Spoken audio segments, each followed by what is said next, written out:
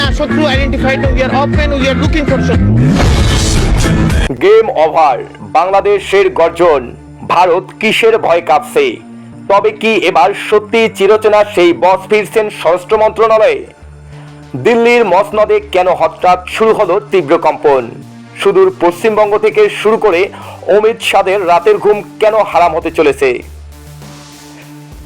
Daily TV 24 এর আজকের বিশেষ প্রতিবেদনে আপনাদের স্বাগত। যারা এখনো চ্যানেলটি সাবস্ক্রাইব করেননি, দেশ বিদেশের এমন সব গরম খবর সবার আগে পেতে এখনই সাবস্ক্রাইব করে পাশে থাকা বেল আইকনটি চেপে দিন। থাম্বনেইলে আপনারা দেখতেই পাচ্ছেন, একদিকে আত্মবিশ্বাসী লুৎফুজ্জামান বাবর, অন্যদিকে ওপার বাংলার রাজনৈতিক নেতৃত্ব। পরিস্থিতি যেন জানান দিচ্ছে খেলা হবে এবার বসের সাথে, অর্থাৎ টেবিলের দুই পারেই এখন সমানের সমান টক্কর। বাংলাদেশ কি তার সীমান্ত নীতিতে কোনো বড় পরিবর্তন আনতে যাচ্ছে, নাকি এটি কেবলই একটি রাজনৈতিক গুঞ্জন? দর্শক, বাংলাদেশের রাজনৈতিক আকাশে একের পর এক এমন সব ঘটনা ঘটছে যা দেখে খোদ বড় বড় রাজনৈতিক বিশ্লেষকরাও হিসাব মেলাতে হিমশিম খাচ্ছেন। আর এরই মধ্যে সামাজিক যোগাযোগ মাধ্যম থেকে শুরু করে সর্বত্র একটাই গুঞ্জন, সাবেক স্বরাষ্ট্র প্রতিমন্ত্রী লুৎফুজ্জামান বাবর কি তবে আবারও বড় কোনো দায়িত্বে ফিরছেন? যদি বাবর আবারও স্বরাষ্ট্রের হাল ধরেন, তবে ভারতের সীমান্ত নীতি কি ধরনের ভূকম্পন তৈরি হবে তা কি আপনারা আন্দাজ করতে পারছেন? একটু ফ্ল্যাশব্যাকে যাওয়া যাক।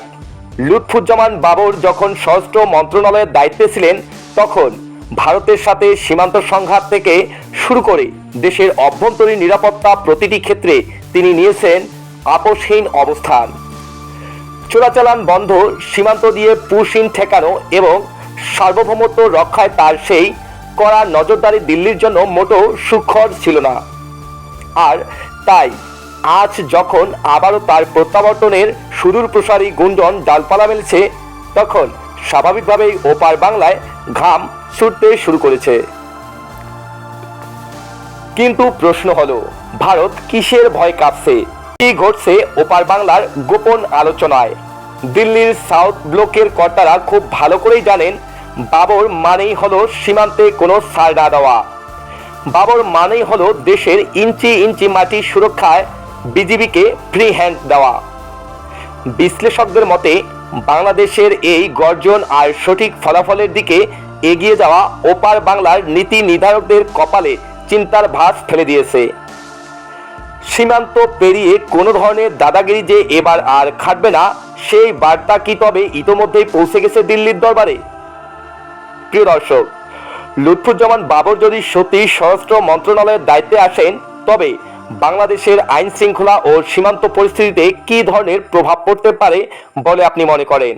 ভারতের এই অস্বস্তির কারণ কি যৌক্তিক? আপনার মূল্যবান মতামত অবশ্যই নিচে কমেন্ট বক্সে লিখে জানান। ভিডিওটি ভালো লাগলে একটি লাইক দিন এবং বন্ধুদের সাথে শেয়ার করতে ভুলবেন না। আজ এই পর্যন্তই, দেখা হবে পরবর্তী কোনো এক্সক্লুসিভ প্রতিবেদনে। ধন্যবাদ।